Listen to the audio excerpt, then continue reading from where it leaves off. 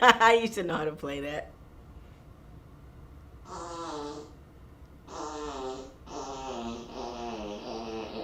It's like a piano keyboard with farts. And I'm trying to remember Furley's. Hi, my name is Lyndon Joseph. I am a man.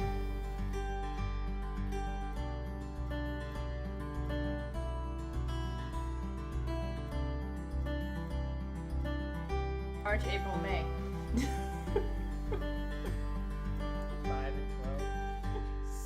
5 and 12. 5. Most people recognize that they have something different about them very, very early on, like 2, 3, 4 years old. Depending on the environment they grow up in, whether or not it's real gender specific, if they bump into these gender roles, like if they have parents that say, oh, boys don't do that or girls don't do that, if they get messages really early on that they really can't be themselves, they'll start the process of really creating an external persona to kind of please the environment. But kids that grow up in like a gender-free household and able to just kind of develop however they want to, they're not restricted to certain toys or certain clothing. Those kids may not bump into really knowing a gender difference because they've never been forced into a gender box. Did your parents like ever say, no, you can't do this, that's for boys? Yeah. My parents, they put me in ballet. My dad took my brother fishing, and I was just, this sucks. Kind of wish I'd stayed in ballet though. Did your mom ever make you wear dresses on Sunday? Yes, I had to wear dresses to church. I had to wear skirts to ROTC until they let us wear pants, which I really liked. But I hated wearing a dress. I never really had the body type for a dress, and it's just really awkward. By the time he came here, he was pretty clear about being male identified. What we worked on with him was the possible rejection of his family, which in fact did happen, or it has to date. Hopefully, I always think anyone can change, so I never say never. But sometimes families are very resistant. They kind of hide behind maybe sometimes religion, fear of what people are thinking. What am I going to tell people about, oh, I had a daughter, now I have a son. You know, everyone that loves someone who is transgendered moves through their own transitional process. What do you think changed your mom's mind? My mom? Because my mother is not a very healthy and mentally happy person as it is. And she's very Christian and very conservative. So I guess she thinks that I'm an abomination. She didn't accept me when I was a lesbian. The first thing that she said to me, well, I'm not a lesbian, I guess I'm straight, but when I was dating women, which I still do. But the first thing that my mother said to me when she found out was, you be sure to tell your father that you need to move out of the house because you're a fucking queer. And I was just, okay. In the back of my mind, I heard the banjos going. It was horrible. That's the first thing after my mom said that, I never really thought of my mother as a very maternally nurturing person. My mother was never a very maternally nurturing person. I always had to find that from other strong mother figures like my best friend's mom, or you look for that in other adult or authoritarian figures. And my dad, I wasn't really talking to my dad. My dad was the real religious one. So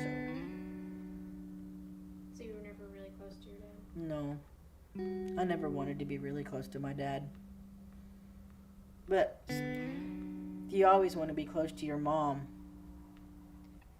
Because you think you're emotionally safe with your parents, but I wasn't, so I just walked away. I don't really think of it as a loss, so. with Lyndon, it was about learning to be okay with yourself despite anyone else getting it or not.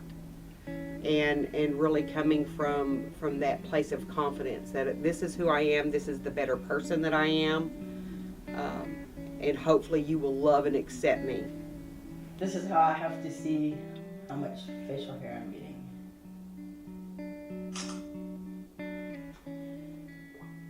I have to zoom in really far to see it.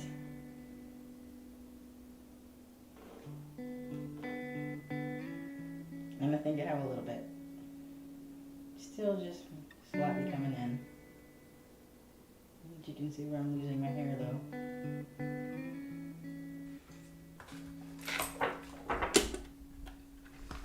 This is my testosterone. These are my needles. 18 gauge for drawing it in because it's super thick. And then 22 for the injection. And then the alcohol and the Band-Aid.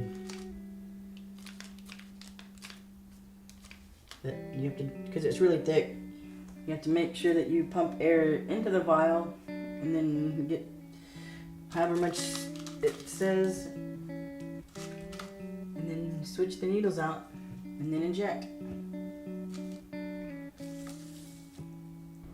How did your family and friends react when you told them?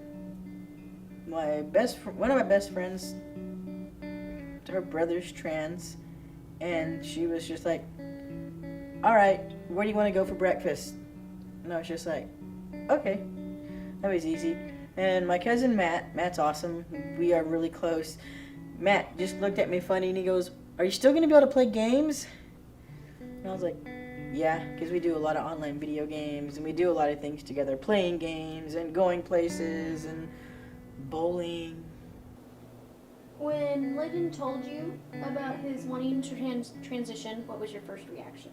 I wasn't surprised. I mean, I've known Lyndon, Lori, LJ, whatever you'd like to call them, for 30-something years. I mean, we met in the 2nd grade and we've been friends ever since. So I can't say I was shocked at all, because you can always see that he never really felt like he fit in, and there was just always something kind of off. Were you surprised when he told you? And I want to know why you were surprised. Why I was surprised?